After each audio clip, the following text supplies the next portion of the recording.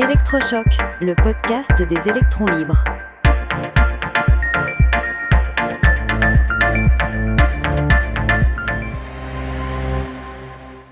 Assurance chômage, l'Europe au banc d'essai.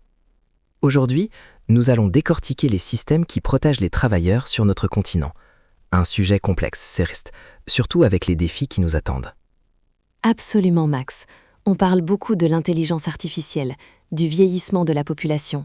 Ces deux lames de fond percutent de plein fouet nos marchés du travail. Et la question qui se pose, c'est: nos systèmes d'assurance chômage sont-ils armés pour y faire face ? Commençons par chez nous, la France. On a la réputation d'être très protecteur, presque trop. C'est justifié ? C'est un fait. Notre système est dit contributif. On cotise, on a des droits. Et quels droits ? On peut être indemnisé jusqu'à 18 mois, voire 36 mois pour les plus de 55 ans. Le taux de remplacement, c'est-à-dire ce que vous touchez par rapport à votre ancien salaire, est l'un des plus élevés d'Europe. Un record même, mais ce rempart social a un coût.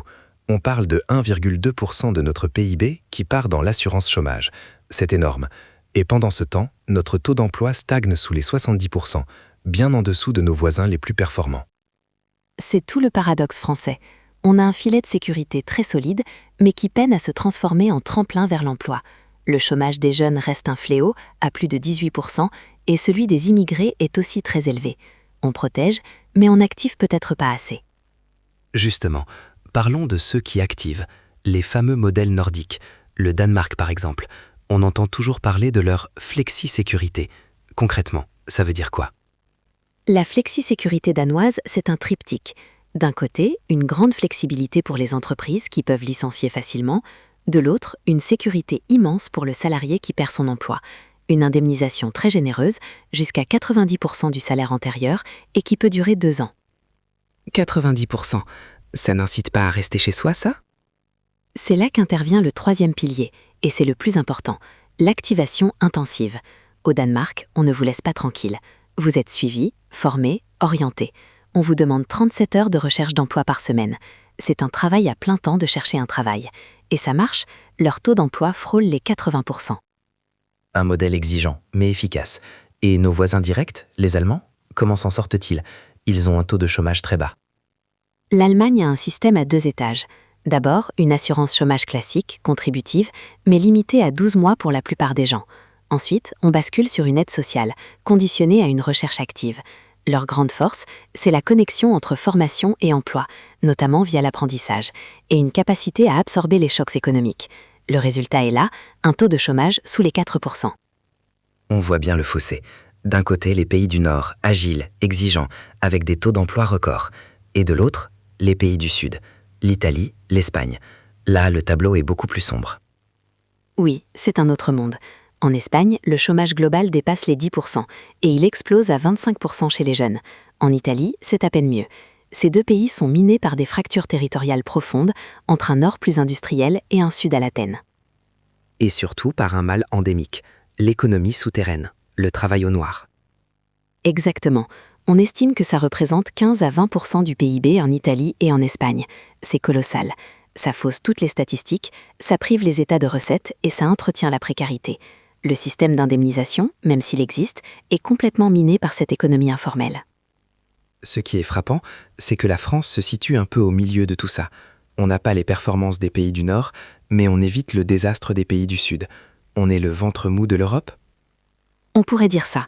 On a la générosité du Nord, sans en avoir l'exigence, et on a une économie souterraine non négligeable, autour de 12%, qui nous rapproche des problèmes du Sud. On est un modèle hybride, mais qui semble à bout de souffle. Et il y a un cas à part, de l'autre côté de la Manche, le Royaume-Uni.